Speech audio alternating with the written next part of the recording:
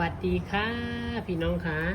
คลิปนี้จะพาพี่น้องทำกลีบกระทงนะคะทำกระทงจากดอกทองอุไรค่ะอันนี้คือกลีบลิปคุดเด้อค่ะพี่น้องคะกลีบลิปคุดสอดไส้ดอกทองอุไรเวลาเราจะใช้ดอกทองอุไรเนาะค่ะพี่น้องคะให้เขาเด็ดออกมาให้เหลือแบบนี้เลยเด็ดแบบนี้เลยค่ะเด็ดกระดำจักหน่อยเด้อพี่น้องเด้อจับใบตองแล้วก็อยากดำอยากเล่เบื้องกล้องนี่นะค่อยสั่งกล้องกับแทพี่น้องมันคือบอกโฟกัสแท้เป็นมัวกล้องก็ได้วิธีพับกีบกับพับเป็นกีบเล็บพุดแบบนี้ค่ะพี่น้องคะนี่ค่ะเป็นกีบเล็บพุดลักษณะแบบนี้เด้อหลังจากนั้นเอาดอกทองอุไรมาวางลงไปแล้วนี่ค่ะเอาทางฟันขึ้นเด้อค่ะเอาทางดอกเป็นคว่ำลงแล้วก็พับขวาพับซ้ายเข้ามาแบบง่ายๆเลยค่ะพี่น้องคะนี่เอากระสีได้กีบเล็บพุดดอกทองอุไรเย็บค่ะเป็นดอกไม้ที่แบบหาได้ง่ายนะพี่น้องเพราะว่าสีเหลืองของดอกไม้ก็สวยเนาะโอ้ยจังแม่นมัวหลีพี่น้องกล้องบอโฟกัสเห็นบอชัดบอก็สิได้กีบแบบนี้เนาะกีบเพชรโบยากดอกพี่น้องขาบัดนี้เฮาสิมาเข้าขั้นตอนการประกอบเลยเด้อค่ะบัดนี้นี่ค่ะประกอบกันง่ายๆเลยค่ะประกอบก็ได้โอ้ย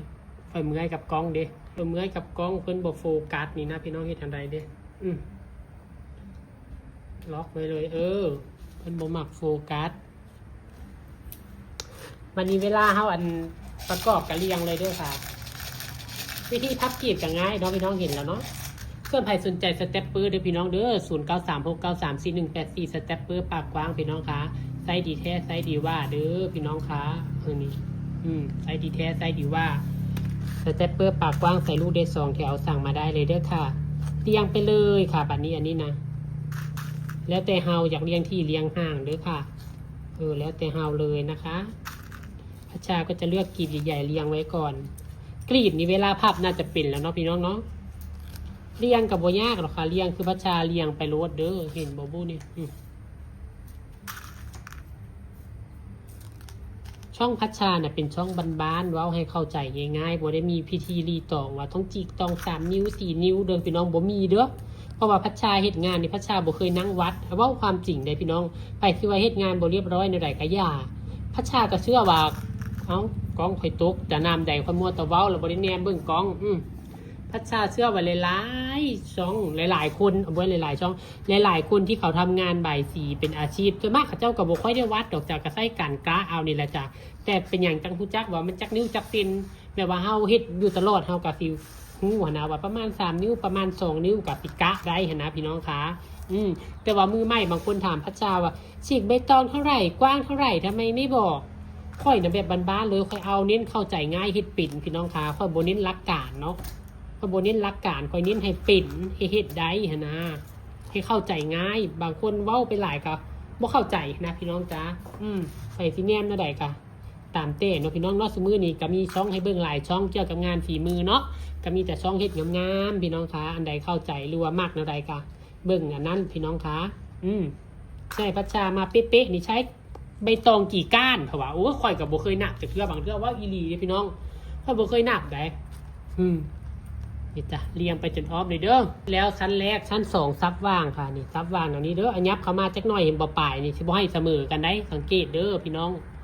ชั้น2การยับซับว่างเข้ามาเฮาก็สิเสียบง่ายค่ะเฮายับเข้ามาทางในเพราะว่าใบตองบ่ได้เป็นคูณกันอยู่นะบ่ได้ไปทับกันถ้าใบตองทับกันมันก็สิหนาเฮาก็สิเสียบยากก็เรียงไปเรื่อยๆค่ะชั้น2ก็ได้พี่น้องเจ้าขาตอนนี้ก็เสร็จเรียบร้อยค่ะ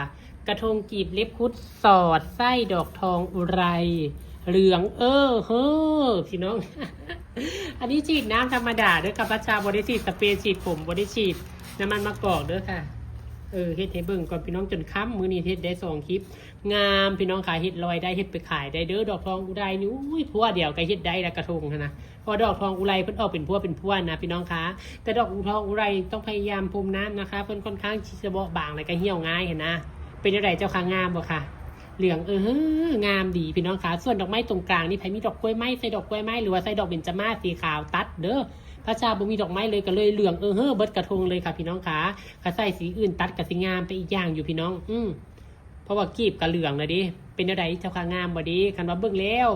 มากเด้งามเด้ก็ฝากพี่น้องกดแชร์พัชชาเด้อพี่น้องจากกดแชร์ไปหลายๆคลิปเนี่ยพี่น้องช่วงนี้ก็ยอดวิวอยากโตกพี่น้องเอ้ยกดแชร์พัชชาเด้อเพราะเป็นค่าครูค่าคายพี่น้องจ้า1 แชร์ก็ดีใจดีอกดีใจฮะนะแชร์ให้แชร์1ก็ได้จ้ะพอแชร์ออกไปไว้หน้าเฟซเฮาผู้อื่นเขาก็สิได้เห็นนำนะพี่น้องไปแล้วเด้อผิดพลาดประการใดก็ต้องกราบขอโทษขออภัยนำหลายๆค่ะพบพอกันคลิปหน้าค่ะสวัสดีค่ะ